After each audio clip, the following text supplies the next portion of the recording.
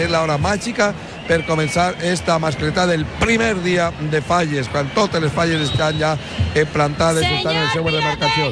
Comença ja la mascletà de pirotecnia Turís.